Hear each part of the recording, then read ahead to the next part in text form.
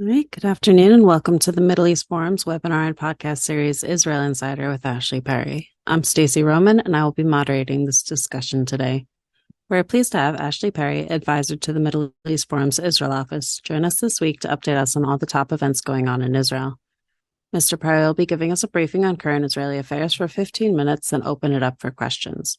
Should you wish to ask a question, please use the Q&A box located at the bottom of your screen to type your question. And with that, I'll turn the discussion over to Mr. Ashley Perry. Thank you very much, Stacey, and good evening from Israel. Even though we're really in the middle of the Jewish holiday period, which is usually quite quiet, there's still quite a lot going on. Obviously, the Knesset is not in session, but there's certainly lots of interesting events, good and bad, especially over the last week, to talk about. So let's start with the good. The first is the news that came out today that finally, after many, many years of efforts and discussions and negotiations, Israel entered the US visa waiver system, the so-called ESTA system.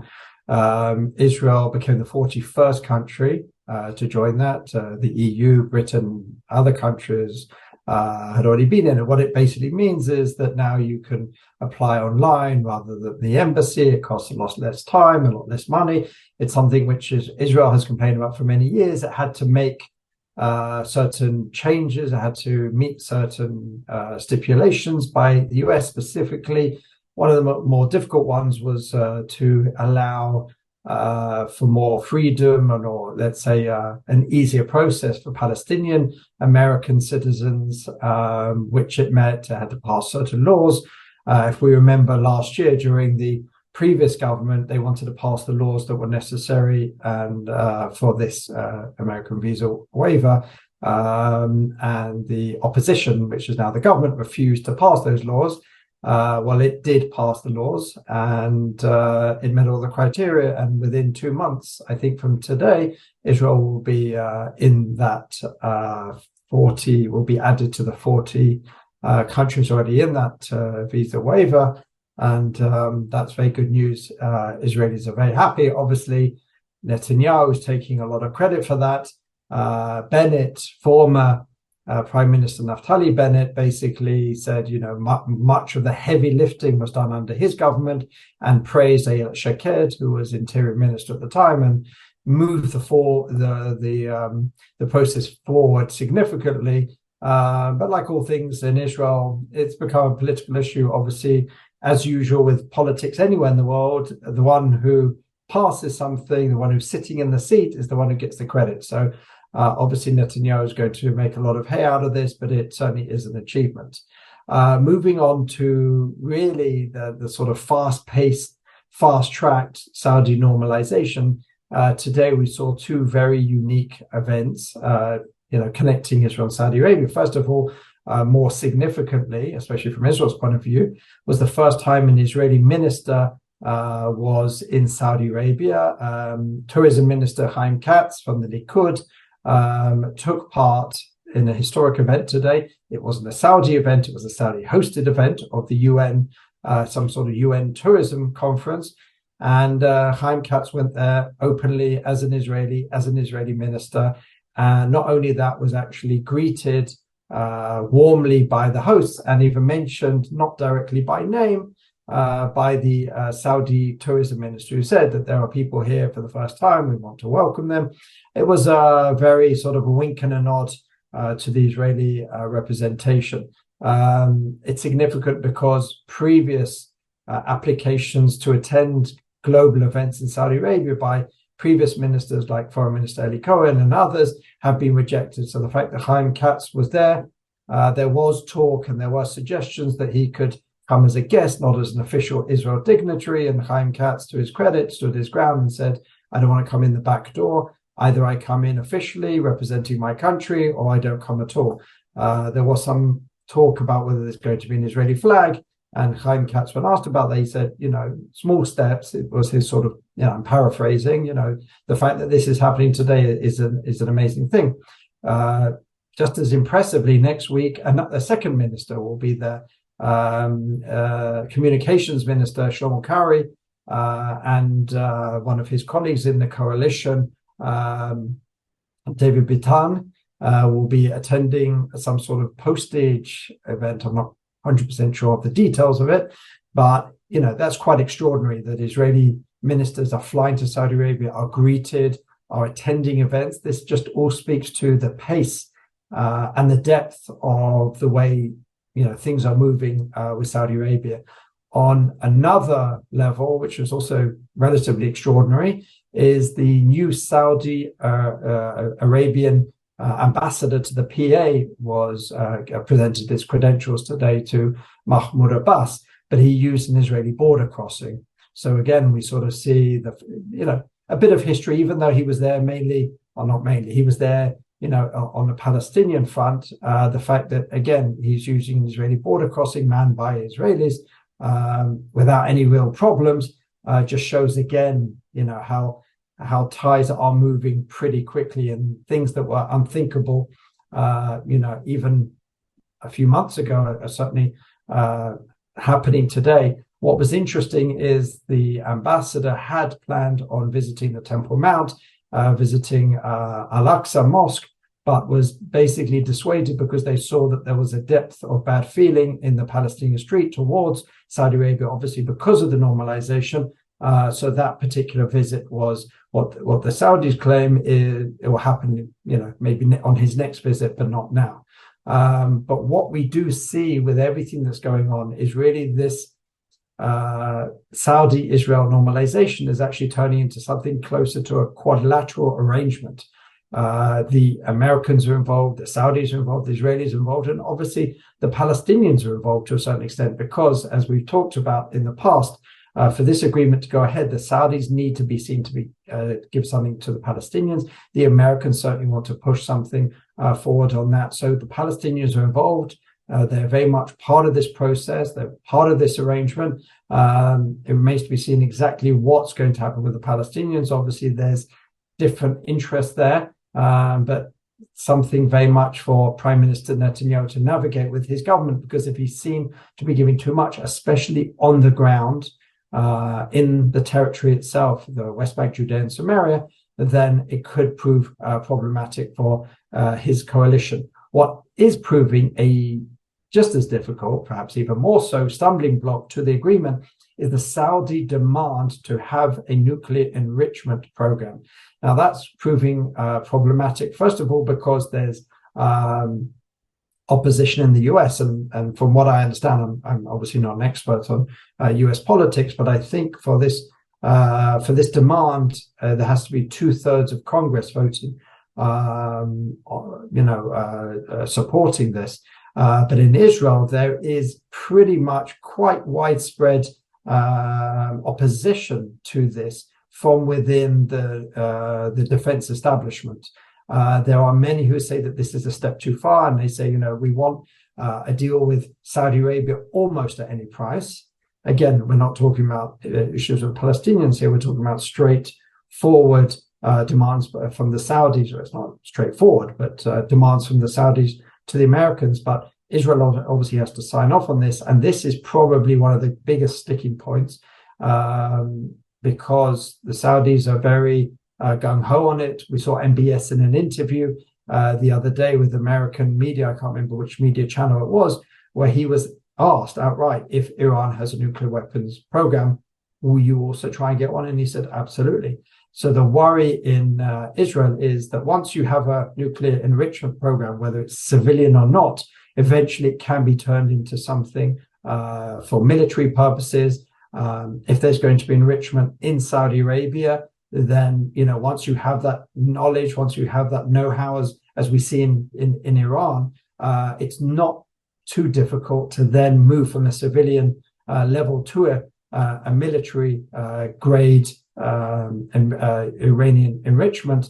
And that would prove problematic, first of all, because not just because Saudi Arabia would then be a nuclear power. And don't forget, Israel has had for many years what's called the Begin Doctrine, that any nuclear weapons abilities in the region should be gotten rid of. Got rid of in the early 80s with the Osirak in Iraq. And then it was, I believe, in 2007, I think it was, when the Olmert government took out Assad's nascent nuclear program in Damascus.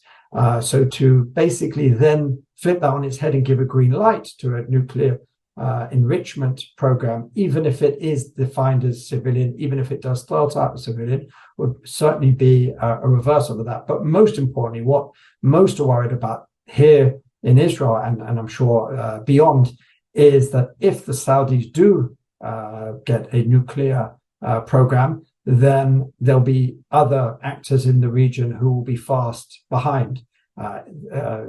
People talk about Egypt, they talk about Turkey, and there'll be certainly others who will follow that, and then others, in the wider region and then beyond.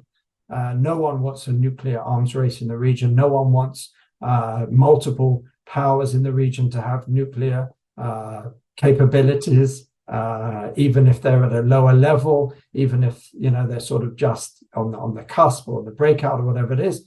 One can imagine the volatility of the region. So there is a lot of opposition amongst the defense establishment in Israel towards that, and that could certainly be a stumbling block. But Netanyahu has asked for some out-of-the-box thinking, how the Saudis can get some level of nuclear enrichment program, but perhaps the enrichment won't take place on Saudi soil. That's one thing that's been discussed. Perhaps there'll be a level where the Americans will be so intertwined that if the Americans decide to pull out, that will be the end of the program. The fact is, it needs very inventive thinking because this is very important for the Saudis, but it is certainly something that Netanyahu is going to have a headache over, because while he wants the agreement, this is something he's going to face a lot of opposition within his defense establishment.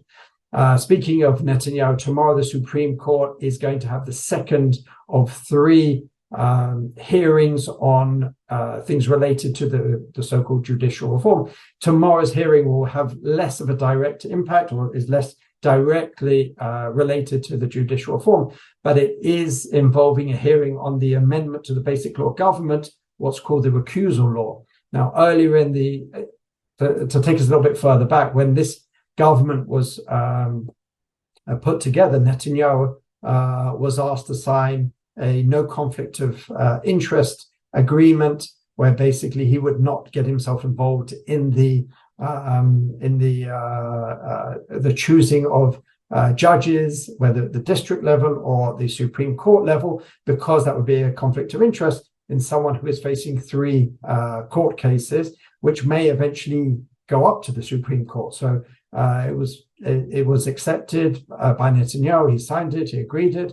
But when he started implementing or moving forward with the judicial reform, there were those who felt, well, one of the major elements of the judicial reform is remaking the committee to choose the Supreme Court bench.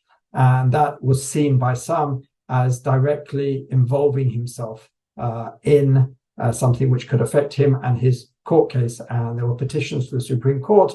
It basically is going to be sitting tomorrow to hear from both sides about it. It already has given a preliminary hearing where it did find that the changing to the basic law, which was done in March, they felt that it was very personally based. They said, why the rush? Why can't it take place from the next government if it's not specifically about Netanyahu? The government will make the claim once again that the Supreme Court has no ability to change a basic law. But it's already given some indication that it finds this particular law very problematic. There are those who suggest that to throw it out may cause quite a bit of a head-to-head with the government, which has already said if it is thrown out, it will just re-legislate it, and that could cause a bit of a constitutional standoff. But there are those who think that they could find a middle way where they could basically say that the law will not be able to be fully implemented for a certain amount of time, perhaps even suggesting that it needs a new Knesset. But it certainly is, out of all the drama involving the Supreme Court, this is the one that's personally most affecting Netanyahu, because the the recusal law itself, or the amendment to the basic law, is basically would allow the Supreme Court, or the Attorney General rather, to recluse a sitting prime minister under certain conditions. The law that the government passed would not allow this unless it was a health issue, and only in that particular situation, I believe it needs 2/3 or 3/4 of the government and something like 75 members of the Knesset. So obviously, Netanyahu was very nervous about the fact that the Attorney General has this power, or had this power, subject to this legislation, to recluse a prime minister if they believed that there was a conflict of interest or whatever it is. This law sought to close that gap, and now the Supreme Court will rule at some point. It will only hear the cases tomorrow, it won't rule tomorrow on this, and it again could cause a bit of a constitutional showdown. But this is something that Netanyahu is going to pay even more attention to than the other cases. Finally, before we go to questions, we saw some very unseemly scenes on Yom Kippur, the Day of Atonement, which was on Monday, where we saw some religious groups try to hold some outside prayer events up and down the country. And in this very tense and heated atmosphere between left and right, between religious and secular, we saw a lot of demonstrations against them. We saw people trying to break up these events and to shout at them and tell them to go away. Both sides have become very hardened. I mean, there was a lot of extremists involved. The average Israeli obviously wasn't involved in this, but it really has just shown how hardened the positions are. Politically, it looked good for the right-wing religious government because it showed the left-wing secular opposition as basically being against religion. That's the way it was phrased by Netanyahu and others. Itamar Ben-Gvir, National Security Minister, wanted to hold an event tomorrow in opposition to this, a prayer event, basically to show that religious people will not be cowed by the mob and will go and pray in Dizengoff Square, where the main event took place on Yom Kippur. But even after criticism, even from within his own party and government, he has decided to put off that event. So there is quite a heated atmosphere, even such a holy day and such a day which most Israelis, fast or at least spend some of the day in prayer, has become subject to and even hostage to the heated political and social debates of the day, which is certainly not a good sign for Israel. And there's been a lot of soul searching, and hopefully some of the rifts will be repaired as a result. But extremists on both sides are really sort of battering down the hatches and using these events to make their point. And with that, I'm happy to answer any questions. All right, thank you so much. So the first one is from Daniel Pipes asking, don't Israelis realize that if Americans reject the Saudi nuclear request, the Russians and Chinese will do so? I mean, I'm sure the Israeli experts do. I'm sure those involved are watching this very closely. First of all, it's a package deal. The Saudis aren't just asking for that. They're asking for a defense agreement. They're asking for all sorts of advanced weaponry, the sort of weaponry and the sort of agreement that they feel is much better placed with America. So, they would certainly prefer to have this with the Americans because it comes with all these other things, which quite simply the Russians certainly can't provide, and the Chinese can't provide even close to what the Americans can provide in terms of defensive options, in terms of advanced weaponry. So obviously the Saudis are trying to go all in with America on this, but obviously this has to be worked out. But I'm sure the Israelis are very aware of the possibility of others coming in. And I'm sure that they are keeping that in mind, and the threat will always be there. I'm sure the Saudis are probably using that as part of their bargaining, but it's clear that the deal on the table is much broader than just a nuclear enrichment. And certainly at this point, the Americans seem to be the only real game in town when you look at the whole basket of potential goodies they're going to get from the US. Thank you. Kathy Axelrod asks, what concessions is Israel willing to make to the Palestinians to satisfy the Saudis? That's a very good question. It's not clear exactly what concessions will be asked yet. I have mentioned it previously. I think on the economic level, on the social level, Israel's prepared to go very far because it doesn't really affect what's going on the ground, and that's something which worries the more right-wing elements of this government. If they were to give more parts of Area C, which is Israel administered, then I think that could cause problems with Ben Gvir and Smotrich. If they were to freeze building in the settlements, that would also be a major problem for those two figures and even some in the Likud. So they probably have to find some middle ground. The Palestinians have said, we want some irreversible concessions. The Palestinians are also looking to reopen the Palestinian consulate in Jerusalem, something which, again, for this government probably won't happen. And they're also asking to reopen their embassy in the US and even, I believe, take the PLO off a list of terrorist entities, which apparently it's still on.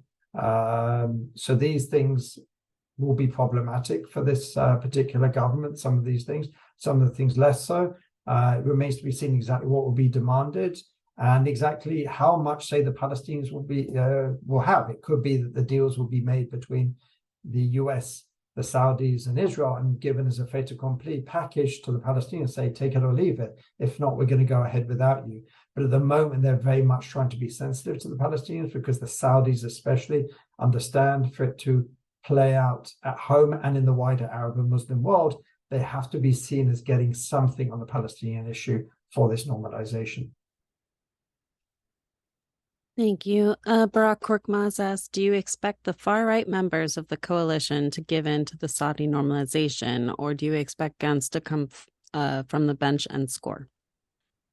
I like the analogy. As I said, it all depends what the criteria are. It all depends what the demands are. It's impossible to say. As far as the normalization with Saudi Arabia, there's no one in this Israeli government who's against it in principle. In fact, they welcome it. Even the most far-right members of Itamar Ben-Gvir's party would absolutely, enjoy and be joyous if there was a normalization deal with Saudi Arabia. The question is what price? So again, I refer to what I said before. The devil is in the details. We have to really understand what the proposals are to know whether Ben-Gvir and Smotrich will support or not. Will Benny Gantz come in if they don't support it? Well, he said he was asked repeatedly tonight. He was on the news, and he was asked repeatedly tonight whether he could join the Netanyahu government, and he basically said the conditions are not there, so there's nothing to talk about. He said he would support Saudi normalization. So it could be that it will be supported from the outside. But again, until we know the details, it's impossible to work out the political mechanics of this. Sorry, one more question on that. Larry Greenberg asks, besides state-to-state recognition and recognition of Israel's attachment to the land as recognized in the Quran, what tangible benefits will the Saudis offer to Israel? Well, first of all, it's not just the thing that Israel is sort of trying to get out, at least the government is trying to get out, and Netanyahu never wasted an opportunity to say it, is peace with Saudi Arabia is not just like with peace with the UAE, with Bahrain, with Morocco. Saudi Arabia is the most important Arab and Muslim country in the world. It's the place where the two most holy sites to Islam are based. Saudi Arabia has weight far beyond anything. I mean, it would be a game-changing event, and probably and possibly there'd be a slew of other Arab and Muslim countries that would then come to normalization on the back of it. So symbolically, it's even far beyond a signing with Saudi Arabia. It really is signing with as I said, the most important Arab and Muslim countries. So that's something which would be absolutely paradigm changing. But there is talk of massive economic agreements. Saudi Arabia is a very wealthy country. And there's also, don't forget that one of the tangible benefits is this proposal that President Biden mentioned, I think it was a couple of weeks ago, of a land and sea passage from, I believe, India to Europe to sort of rival the Chinese Belt and Road initiative. And that would go through both Saudi Arabia and Israel. So it's very important for the Americans as well. And obviously one can imagine this would bring massive economic benefits for Israel, and also to be integrated into the region even more so. So there are many, many tangible benefits from normalization with Saudi Arabia. Thank you. David Levine asked, the current Saudi government actually appears ready to make peace with Israel, but as we learned when Mubarak was tossed out of Egypt, the Muslim Brotherhood is always waiting in the wings to cancel any progress Israel makes in making peace with its neighbors. What's the Israeli assessment of the stability of the current Saudi government?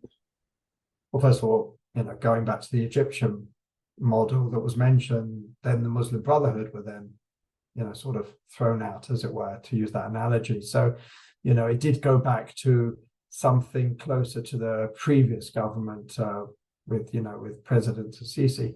The assessment, to the best of my knowledge, and again, I'm not an expert on what's going on behind the scenes in Saudi Arabia, is pretty stable. Obviously, one never knows what could happen in 10 years or 20 years. And I think that's a part of what gives Israel pause when they think of advancement or enrichment on uranium, because one never knows. The region does move quite quickly, even though the Saudis have been relatively stable for a number of generations.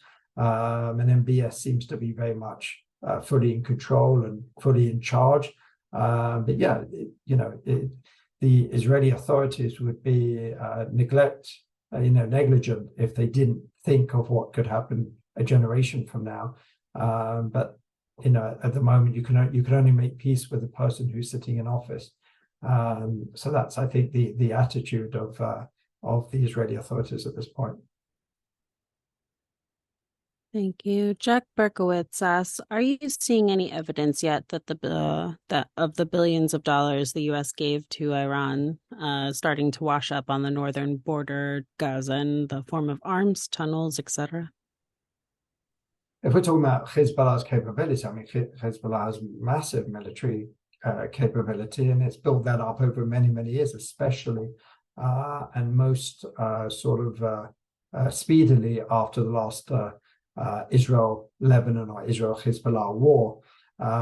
It has massive capability. I mentioned this in the past. It has a larger army than most European countries. I mean, it has, I can't remember the number, but I used to know the exact number of how many rockets are aimed at Israel at various levels. I mean, it is a serious, serious threat. So I don't know if any more.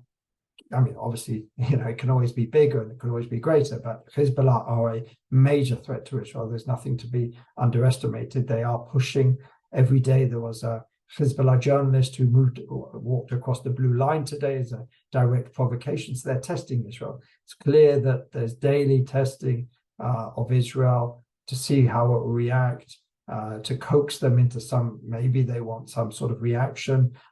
Maybe they just want to show Israel's weakness to their own people and show it can do whatever it wants. But the fact remains that the Hezbollah military capability is extremely powerful and is probably at this point in time, at this moment in the near future, what is of the greatest concern to the Israeli defense establishment. Thank you so much. And last question from Eric Selkov asking, here in the U.S., the price of oil and gas is very high because of the Saudis' reduction of oil supply. Do you think that the Saudis are using oil to pressure the U.S. for an agreement?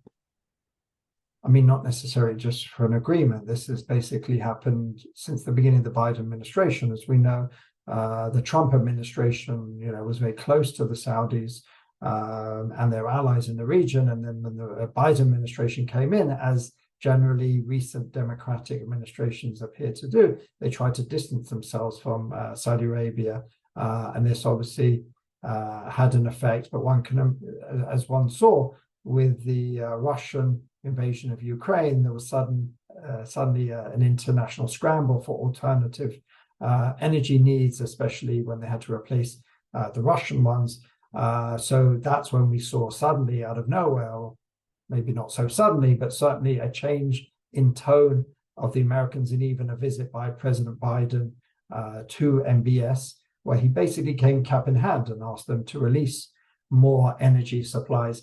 So this goes beyond any normalization deal, but certainly it ties into it. And certainly if there is an agreement, and again, depending on who you ask, it's 50%, it's 49% likely, 51%. These are the numbers that Israeli commentators are throwing out at the moment. They like to refer to this 50% if it's a little bit more, a little bit less. But if this agreement does go ahead, it's clearly, felt that that will be part of what's going to happen, because especially as we know, President Biden is facing re-election next year, and the cost of gas prices is obviously a major factor when people go to the polls and think about their financial conditions. All right. Well, thank you so much. We've come to the close of our webinar and podcast. Ashley, thank you for taking time to update us this week. Thank you. For our viewers and listeners, please join us Friday at 1 p.m. Eastern for a webinar, Understanding Hezbollah's Escalation with Amatzia Baram. Thank you all for joining us, and I hope you have a wonderful day.